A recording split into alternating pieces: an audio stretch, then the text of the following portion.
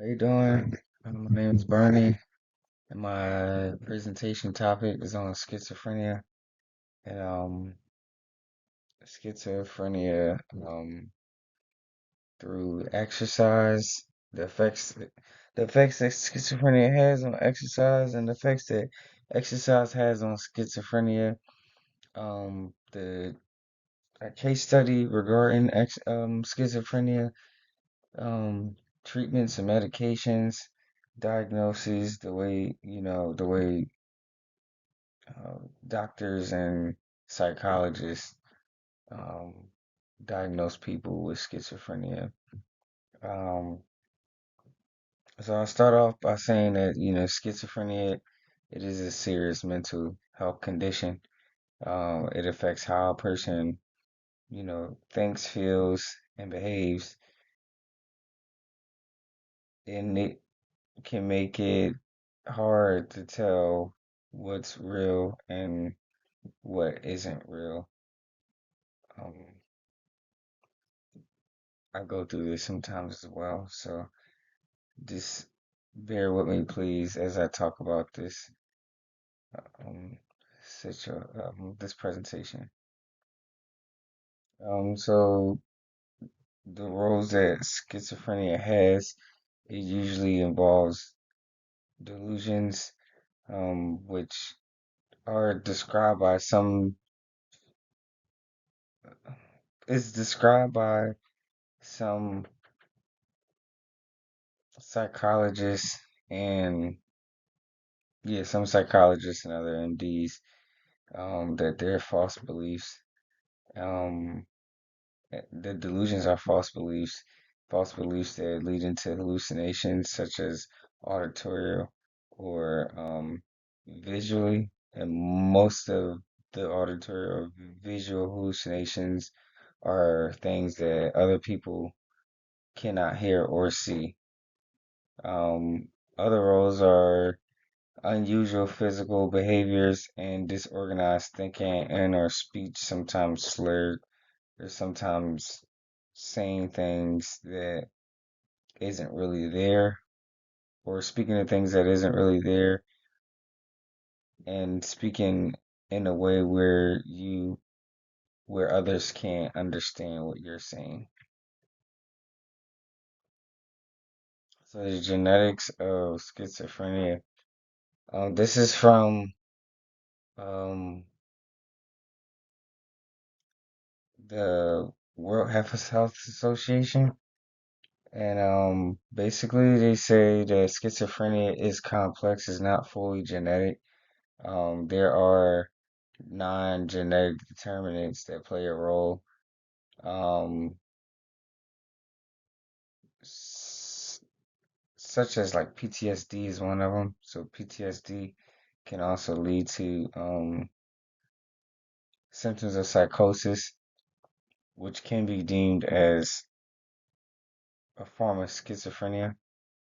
Um, res- yes, and but most of it is a lot of it has to do with genetics, but a lot of it also has to do with just um, what a person's been through in life, and then just how their brain was developed as they were like, you know, as they were growing inside the womb.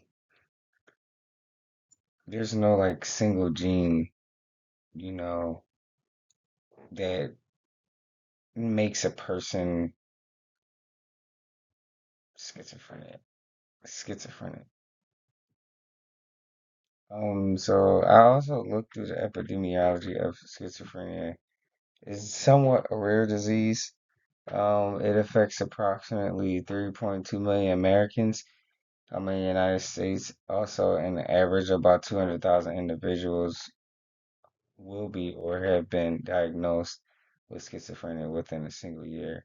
Approximately 1% of the US is diagnosed with schizophrenia. And at the bottom, the CDC has found that Black individuals were 2.4 times more likely to receive diagnosis of schizophrenia than white people in the US. That was epidemiology of it. Influencing factors. Research suggests a combination of physical, genetics, psychological, and environmental factors. So environmental factors such as like what your upbringing was like, um, where you come from, um, just like your living environment and like where you come from and your upbringing. It can make a person more likely to develop the condition. So those who are like under a lot of stress or have been through a lot of stress in life, or had a lot of traumatic situations, um, it can affect people. Not saying necessarily that these people will be schizophrenic, but or suffer from or have the condition of schizophrenia, but these type of people are more susceptible of developing that trait, I would say. Um,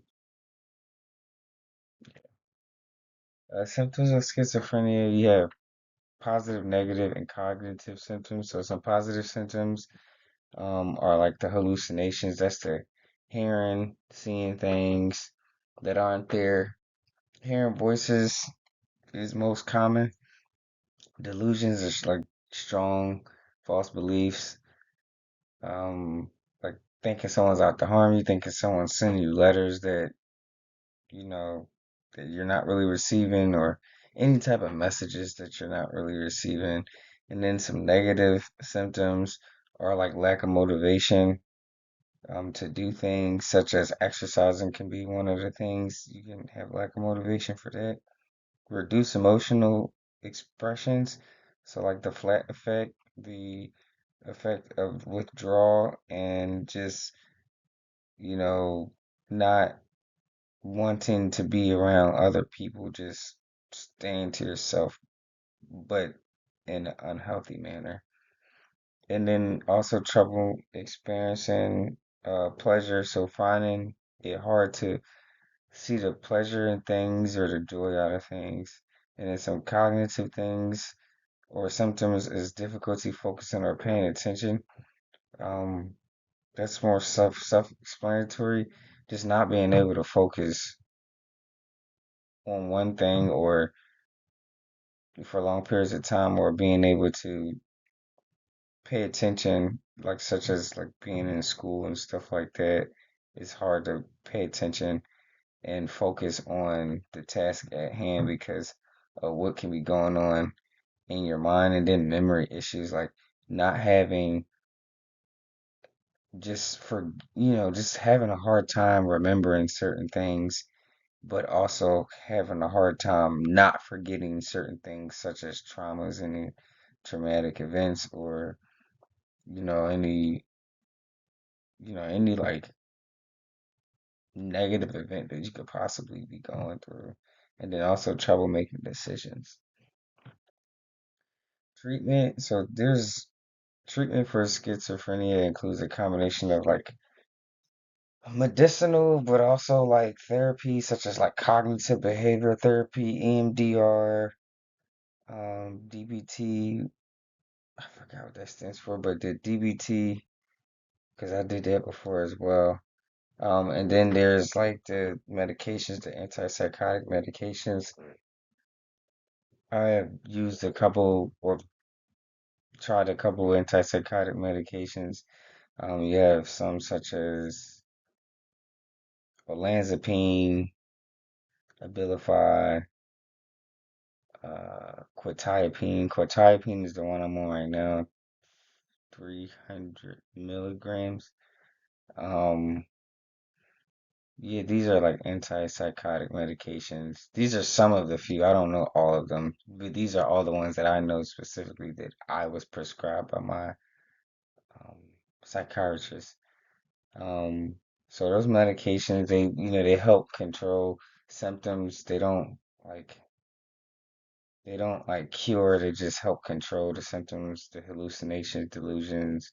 Therapy helps people cope with daily functioning. And then a healthy support system, just having someone there for you that can help support you through, those rough times. And just having a good medical team and like, family is a big thing. And then diagnosis of schizophrenia. Um, According to the DSM-5, a person must have two of the following symptoms for at least a month, and at least one must be from the first three. So, delusions, hallucinations, and disorganized speech. That is, the basically the first three, and then the next ones is disorganized or catatonic behavior, negative symptoms, which I explained the negative symptoms, and then these symptoms must significantly affect daily function, work, school, relationships. So sometimes, it's been times where I had to completely withdraw from school because of mental health issues, and um, you know, some people are out of work, some people can't work because of it, and then relationships end because of it. Whether it's like a marital relationship or a friendship, it's just, kind of hard to maintain relationships. School, at work, excuse me. Um, oh, and then finally, signs of disorders must last at least 6 months total. So, person isn't going to have these, two or more of these, or even just one of these symptoms, and then just be declared schizophrenic. According to DSM-5, you have to be consistent with these symptoms, and it has to be throughout a significant amount of time, and that time is 6 months. And if you are schizophrenic, it's you've probably been experiencing this for a very long time. So schizophrenia on exercise. So schizophrenia on exercise, it has a major impact on exercise in a negative way, because a person who has schizophrenia, one of the big things that the medication side effects can do a lot, right? It can make you very, put you in a sedative state. It can also force you to gain weight. And with the sedative state, you really just want to sleep.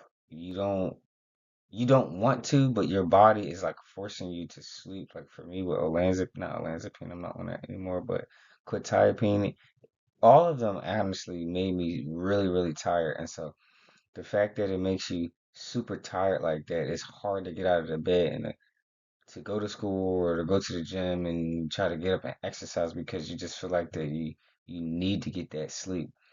But it also, some of those medications, I haven't had the side effect of overweight, like, gaining weight.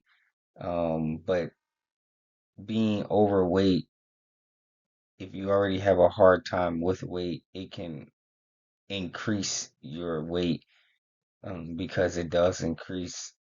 It just, I believe, for me, I felt like it increased my appetite. However, I've been so tired that I just want to sleep, so I just don't really eat. So, but it does have an impact, because if you have those symptoms from the medication, but you also are experiencing a medical or a mental disorder, you will not always be able to, you will not always feel that motivation to actually go to the gym, to actually work out, to actually stick to a plan, to actually be, to have an exercise prescription and see it through. It's pretty hard. It's pretty hard. And then exercise on schizophrenia is very positive in a very positive way. Exercise such as aerobic activity. It seems like aerobic activity is just good for everybody, but aerobic activity and yoga, it's for schizophrenia, it's been reducing the positive and the negative symptoms according to NIL. It's in WHO and the World Health Association or organization. It has significantly reduced positive and negative symptoms, improving cognitive function. Data suggests that at 1,200 METs a minimum a week or 150 minutes a week of moderate to vigorous exercise improves symptoms and increase the hippocampal volume. So I know that when I work out and I exercise, that I do feel really good in the moment, especially when I'm running. So one day I ran like 9 point something miles, and I felt drained and tired, but not tired like in a sleepy way, but just tired like muscles tired. But my brain, I felt very excited. Like I felt like I needed to like go build a car or something. Like I needed to do something that was just I don't know, just I just had so much energy. And so that's the for me, that's what it does, and that's also what studies show. And so this is a diagram or a picture to basically show how like structured exercise intervention helps people with schizophrenia or who are dealing with schizophrenia to exercise better, right? Because we can't just go into the gym, or you can just go into the gym and just work out, however, or just go for a run and just, get your aerobic exercise. However, not having a plan will leave you kind of like clueless when you walk into the gym. It's like, well, what am I doing next? What am I doing? So if you have a structured plan on what to do and, it can be supervised. And if you're well enough where you don't need to be supervised, that's good as well. But as long as you have a plan, it shows cognitive improvements. It's not a cure, but it definitely does help stabilize and allow you to manage your symptoms much better. And so this is a case study. This patient, 28-year-old male with schizophrenia, he has low motivation, a sedentary lifestyle, and weight gain from his medication. So his goals was to increase physical activity, improve cardiovascular health, reduce weight, improve mood and function. Well, we know that doing performing aerobic exercises for at least 150 minutes a week, moderate to vigorous exercise, can increase the hippocampal, right? So that's also responsible for mood, and it can help with the mood and the function. So his exercise test is an aerobic 6 minute walk. The strength decided to use the hand grip, light 10 rep max, flexibility, sit and reach, the balance single leg, which is optional. The fit prescription aerobic 3 to 5 times a week, 20 to 40 minute light to moderate. This is starting out. Strength 2 to 3 times a week, 10 to 15 reps. Flexibility 2 to 3 times a week, 10 to 30 seconds. And the special considerations to to follow or to understand is to start slow, monitor fatigue, keep routine simple, and focus on consistency. If you start too fast, if you give a person too much, and that's with anybody, not just with a person that has schizophrenia, you start too fast, that person will probably end up quitting because no one wants to start with something that's too much because then they know that they won't be back next time. Monitor fatigue because the medication, like I said, is very sedating, and everyone is different. My body does not do well on medication, and I'm sure like height and weight matters. I'm a small guy. I'm 5'4" and 130 pounds, so medicine does not treat me well. And then keep the routine simple. It doesn't need to be extravagant. It doesn't need to be too long. It doesn't need to be too big. Just keep it more so I like to say sweet and simple. Slow is smooth and smooth is fast. So I don't need to be moving too fast. Just move slow, move at a nice pace, and I can get done in a sufficient amount of time. And then focus on consistency. So if you're doing it with someone, just try to do it at the same time every single day. Try to build a routine where y'all can work out, or you can, either train that person or you can work out by yourself. If you have this condition, if your mental health allows it, to just try to be consistent with the same the same amount of time, or the same time of day, or the same exercises, just with slight changes, to gradually increase or even decrease if you need to, or even just switch it up a little bit, but just be consistent with whatever it is that you're doing, so that your mental health, um, won't suffer. And then in conclusion, schizophrenia negatively impacts physical activity, motivation, and overall health. Individuals are at a higher risk for obesity, cardiovascular disease, and low fitness, for the simple fact that you're sedentary. We know that sedentary lives, um, is just probably one of the number one killer for cardiovascular disease. Being sedentary, sitting, and not just, there's no form of physical activity or exercise. And then, and yeah, I said it, physical activity or exercise. So low fitness. Exercise is a powerful tool to improve the mental health, the the cognition, and physical well-being. And then keeping it structured, simple, and consistent. These are the most effective type of programs that you can have, and exercise should be included as a key part of long-term treatment.